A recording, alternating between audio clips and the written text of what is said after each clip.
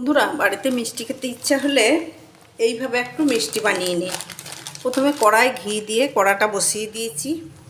আমি এতে কিছুটা সিমুই নিয়ে নেব।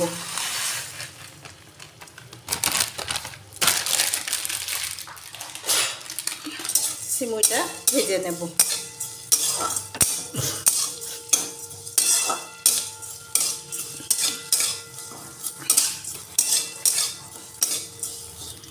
হয়ে গেছে, আমি এরপর জল দিয়ে দেবো।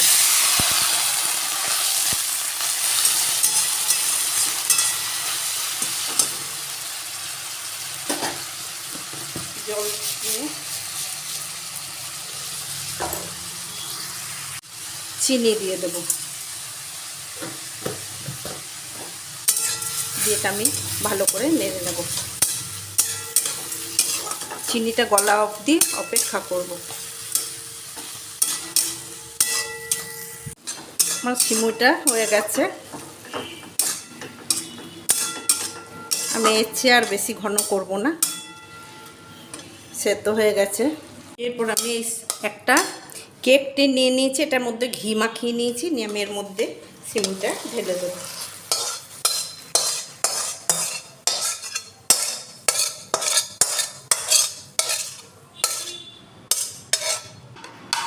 এটার মধ্যে বিছিয়ে নিলাম। এরপর এটা ঠান্ডা হতে দিলাম।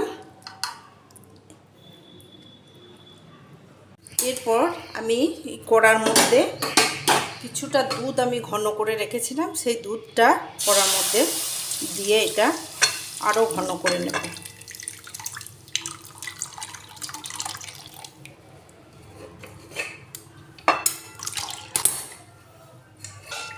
এটা আমি আরও ঘন করে নেব।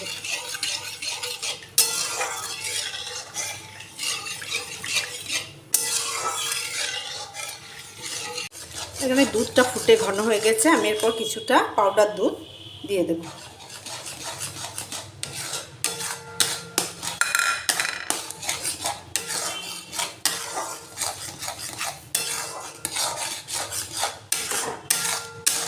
চিনি দিয়ে দেব।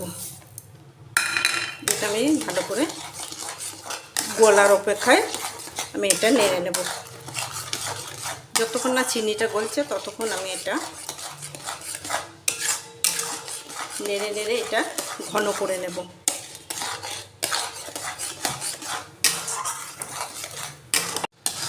এই দুধের খিরসা বা মালাইটা আমার ঘন হয়ে গেছে। আমি এরপর গ্যাসটা বন্ধ করে দেব। এরপর আমি এই দুধের খিরসাটা এর উপর ঢেলে দেবো। যে সিমুইটা করে রেখেছিলাম সেই সিমুইটার উপরে ঢেলে দেব। দিয়ে এরকম করে একটু চাড়িয়ে নেব।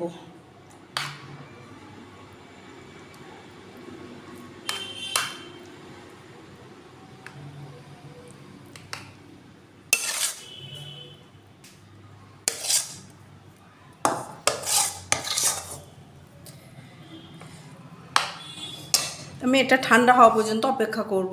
বন্ধুরা, সন্দেশটা আমার ঠান্ডা হয়ে গেছে। আমি এরপর পিস করে নেব।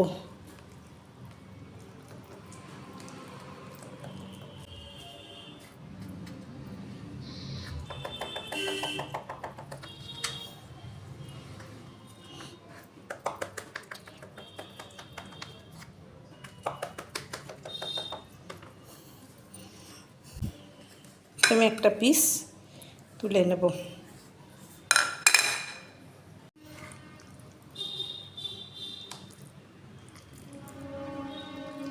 সন্দেশ খেতে ইচ্ছা হলে এইভাবে বানিয়ে নিই। বন্ধুরা, আমার এই মিষ্টি রেসিপিটা আপনাদের কেমন লাগলো জানাবেন। যদি ভালো লেগে থাকে লাইক শেয়ার কমেন্ট করবেন এবং সাবস্ক্রাইব করতে ভুলবেন না। আমার এই রেসিপিটা আপনারা বাড়িতে অতি অবশ্যই বানিয়ে খাবেন।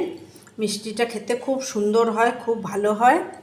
এই মিষ্টিটা আরেকটু ঠান্ডা করে আপনারা ফ্রিজে রাখবেন, রেখে এটা পিস করে কাটবেন, দেখবেন খুব সুন্দর হয়। আমি গরম অবস্থাতেই কেটেছি, ওই জন্য একটু অসুবিধা হয়েছে।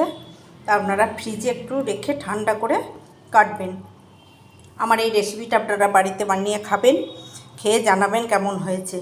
আমার এই মিষ্টি রেসিপিটা আপনাদের ভালো লেগে থাকলে লাইক শেয়ার কমেন্ট করবেন এবং সাবস্ক্রাইব করতে ভুলবেন না।